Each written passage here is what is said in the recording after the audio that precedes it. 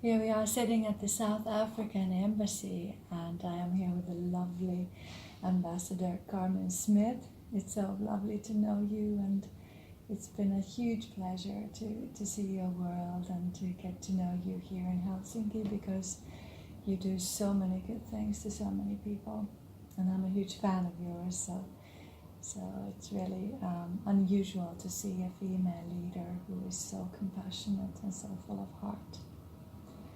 And when we begin this interview with Her Excellency, I would like to first tell a little story what happened probably about a week ago.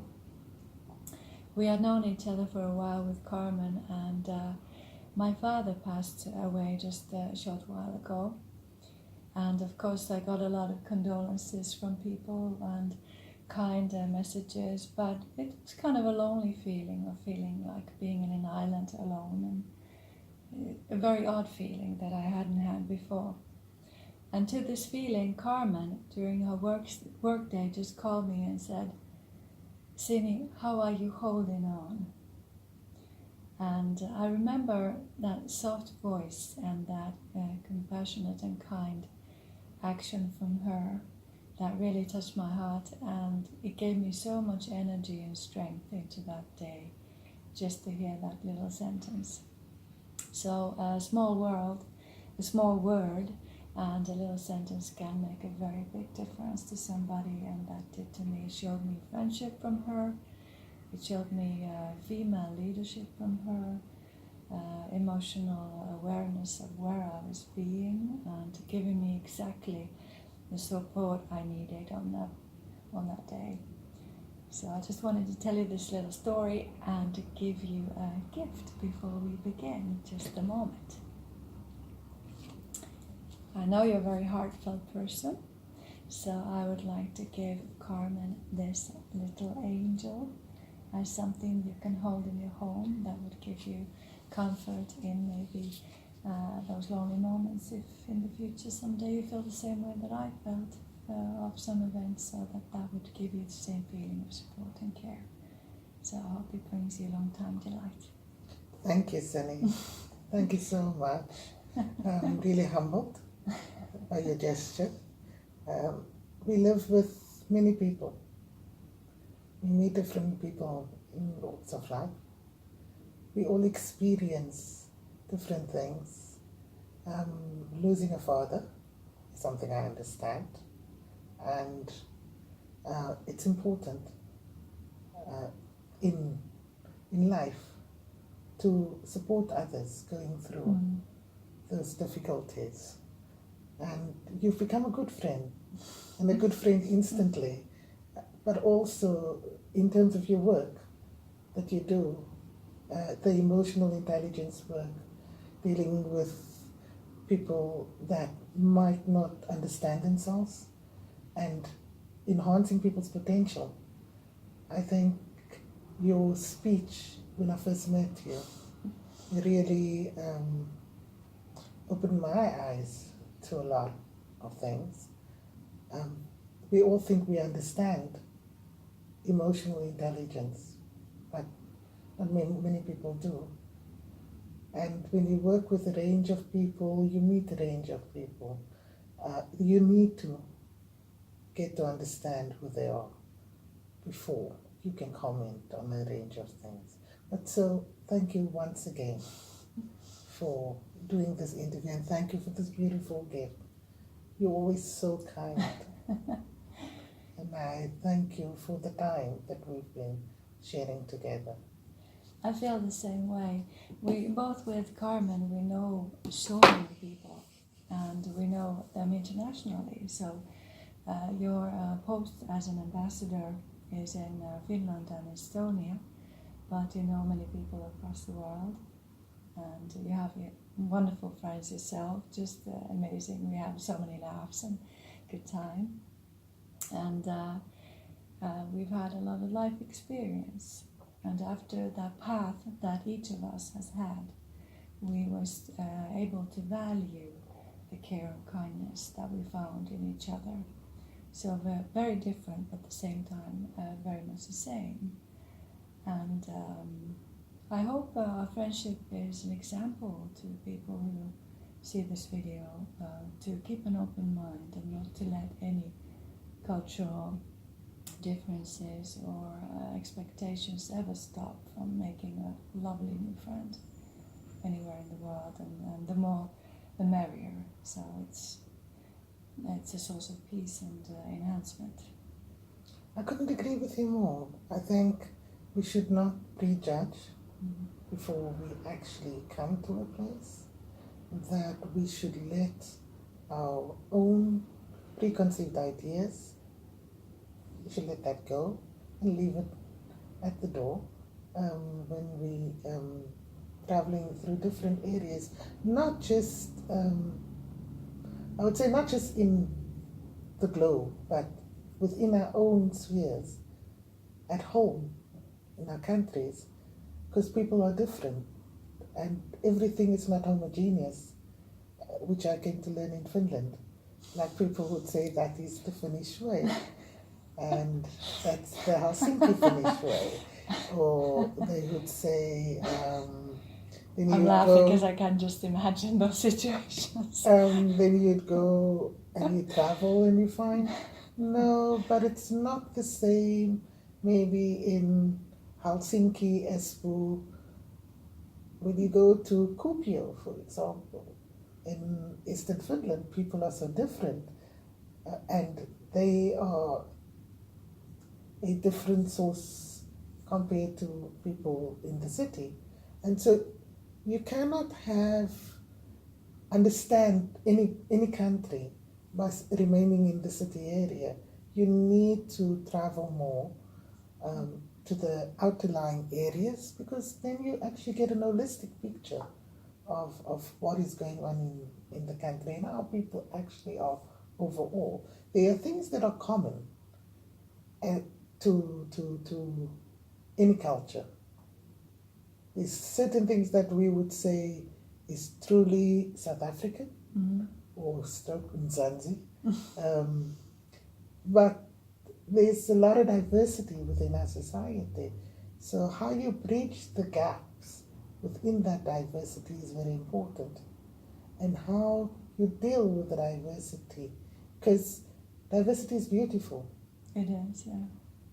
And if more people who'd embrace the diversity, you would actually move forward on a different level, because every person has something that adds value to society, and every culture has value that can be added to enrich that society. And I think that's important in life. And once you can find the true value in what people have to add, and not look at things stringently like this is our way, this is the way we do things. Exactly. You would actually start moving forward. That's so true. And create a broad understanding amongst each other. That's so true. And prejudice sometimes can be in a very neutral, positive form, that we're used to thinking of South Africa as being something, or Finland being something, or we just we think positively, but in a prejudiced way still. So that can be a highly limiting thing if we put any kind of label on something. And this is really, people get very often the idea that prejudice is only the negative, that it can also be a misunderstanding in the positive way. And this I've come across as an artist often, that people, they might tell me, because you're an artist, you should start to look like one, which is to me kind of a funny reply or a comment. And I always put that freedom is when I am connected to my core and I know who I am, so I would be able to just live that through in a free way, so that I don't have to change my appearance, I don't have to do anything, I just do my art. So sometimes prejudice targets also to the different one that can be a positive individual. And in the artistic field, they keep telling me I am not self-destructive. I am not willing to do the negative angst or the provocation, that I should not be believed as a true artist. But that's a stereotype. It is. And The source of prejudice. I think that the world has created a certain type of person in the art environment. And given the fact that it's not just in the arts, but just generally, the way you dress, because you have a particular profession, you need to do particular things. Exactly. So I suppose with arts it's a bit freer. I suppose with arts it's a bit freer. However, in certain professions there are certain protocols that you have to uphold, because it's global protocols, like, you know. But it doesn't have to change the person that you are inside. It doesn't have to change how things should be done. You should respect the rules of engagement, you should respect all the rules that are set there. But in everything you do, you can still have that value added part of the job, because you are who you are. And I think for me, as an ambassador, it's important that I uphold my country high. It's an honor to do the work that I do. And it's an honor for me to serve my country, because out of over 56 million people, I was chosen for this position. And I embrace it, I respect it, and I do it in servitude. You have such a positive impact on people. I've been listening to the echoes that people have said after meeting Carmen and spending time with her, and how you've affected people that you've talked to and worked with. The echoes are very positive, and people change their whole vision, how they see cooperation possibilities with South Africa.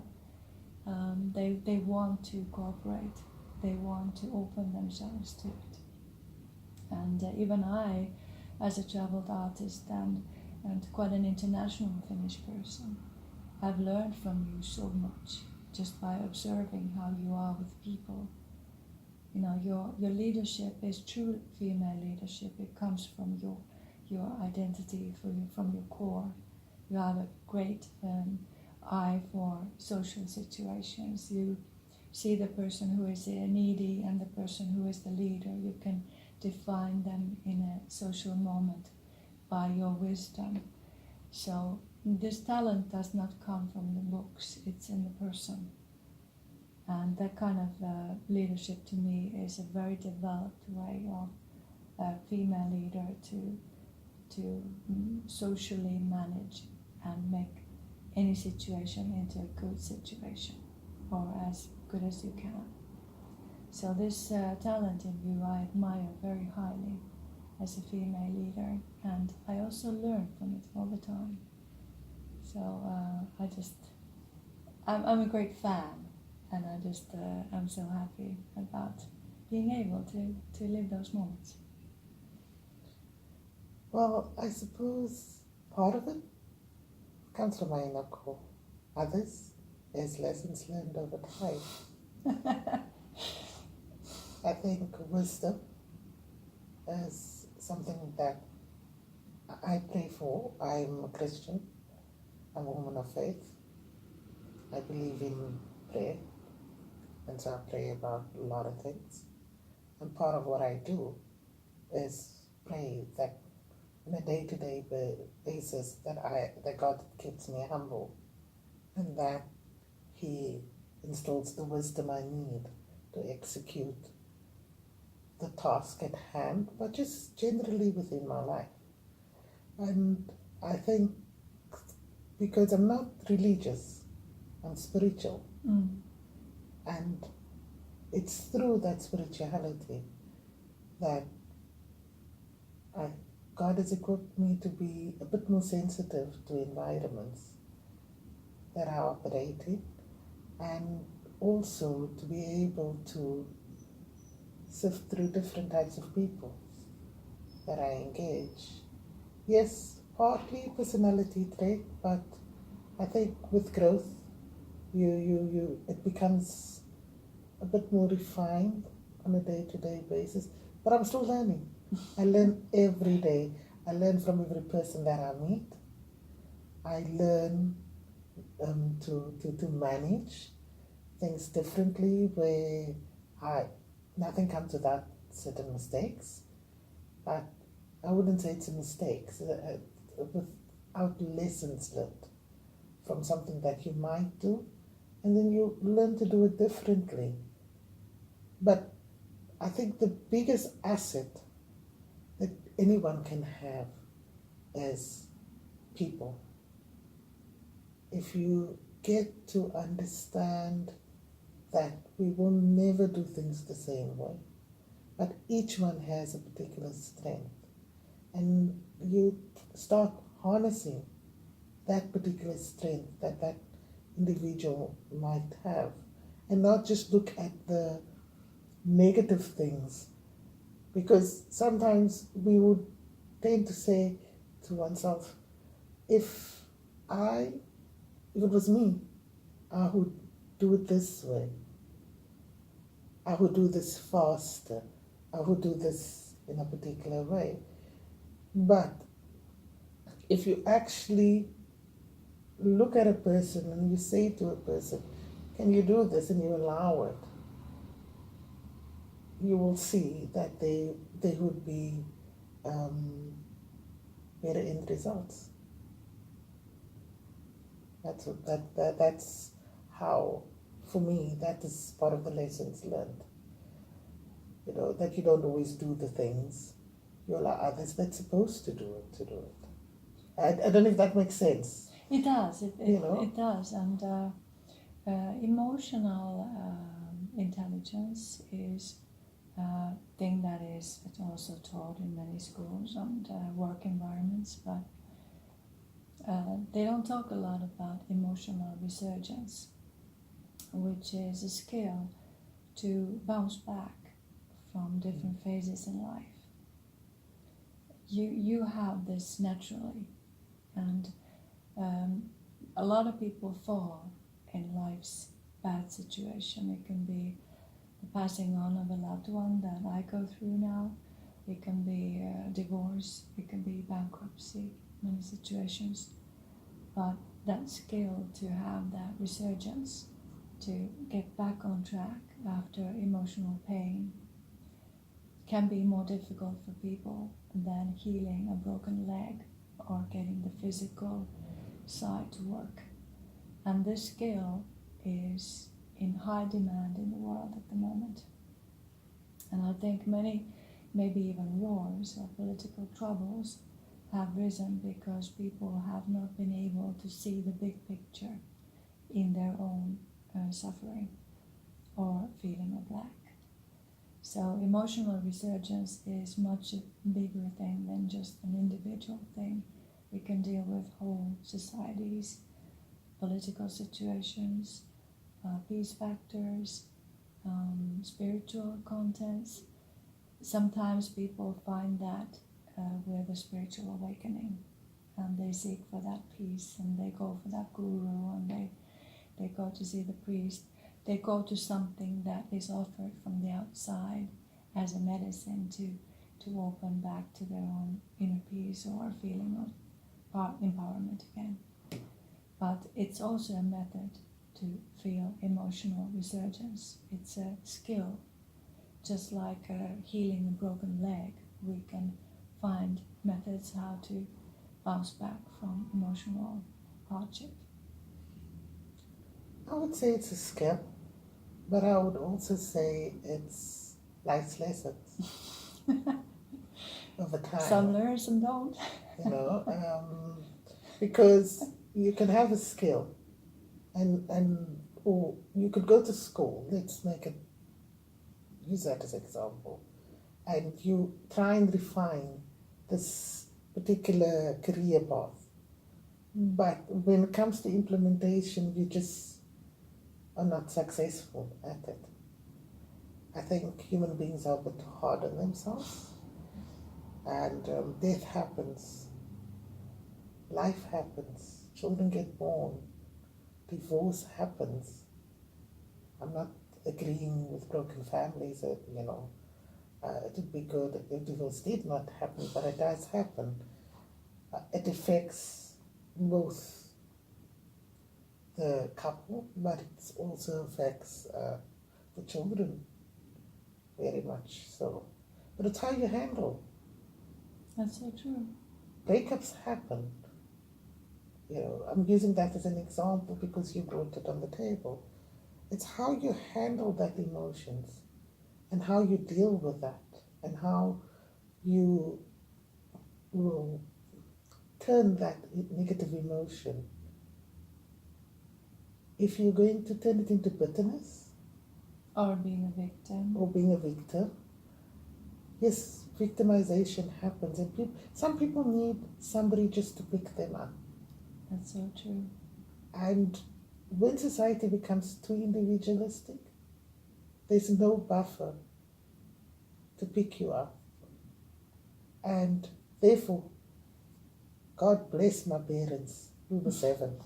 So at least in all the differences, the older you get, the more you pick each other up.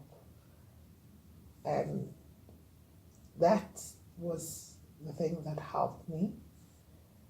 The other thing is, as I said, we were raised in a family where you were churchgoers. We were raised in a Christian environment, but not necessarily, like as you get older, you are stringent because you go out into the world, because especially if you come out of a strict sort of Christian environment, because you want to see what's on the other side.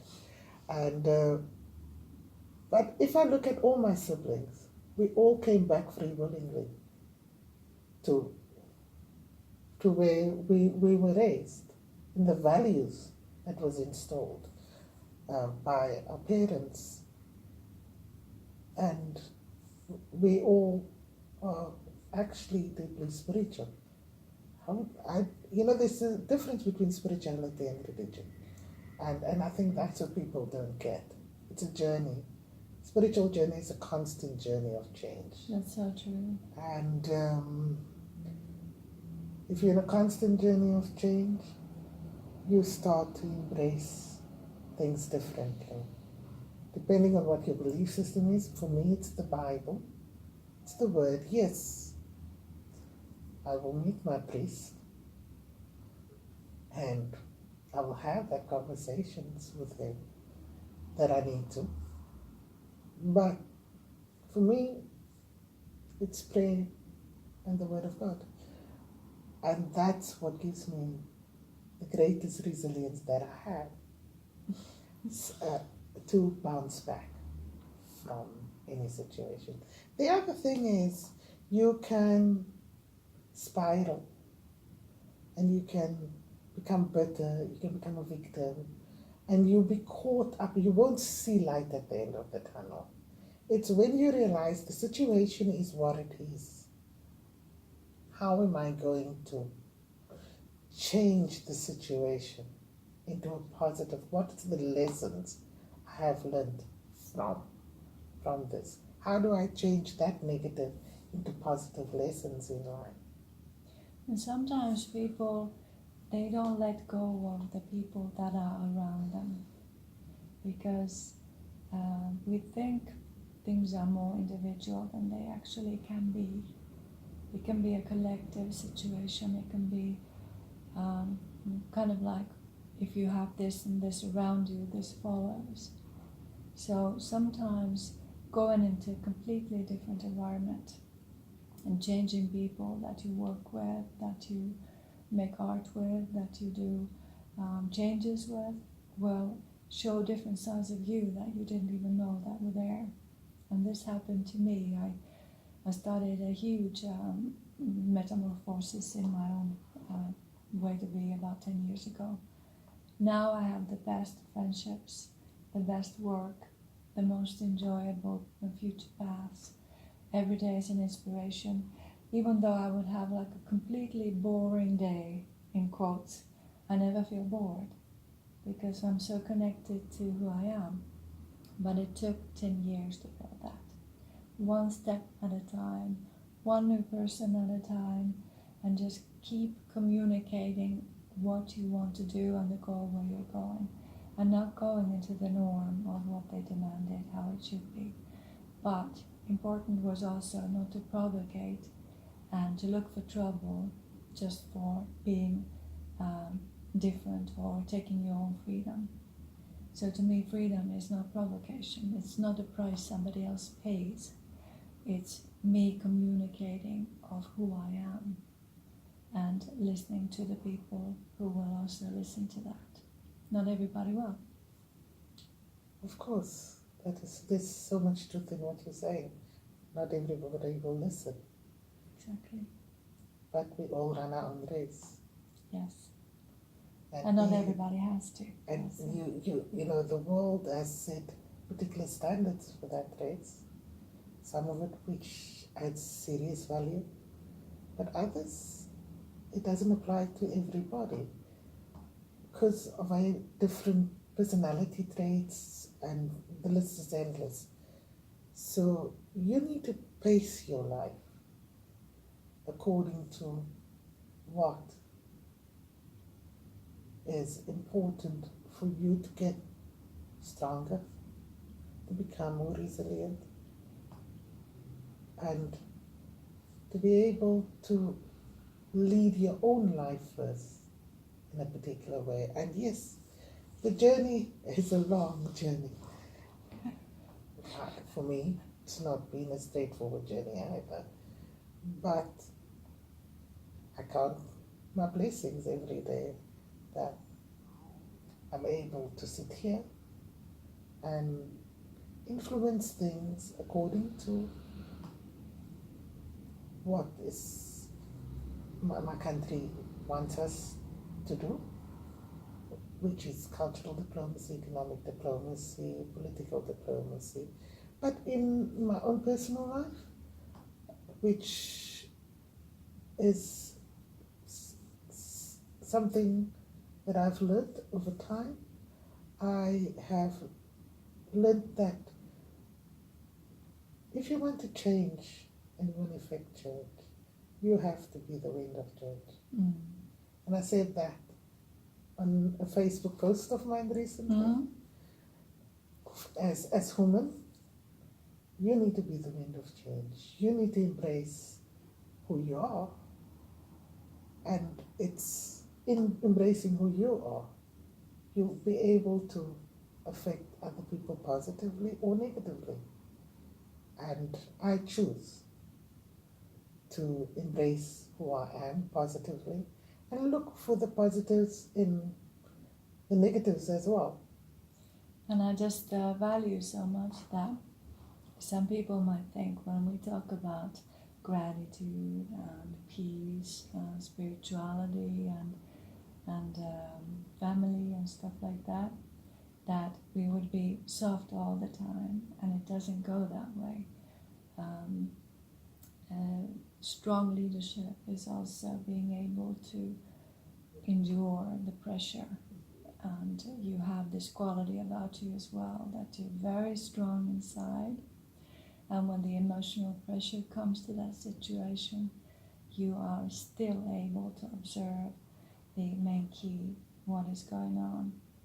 So being a kind person and a loving person and a caring individual doesn't mean that you can be run over by anybody.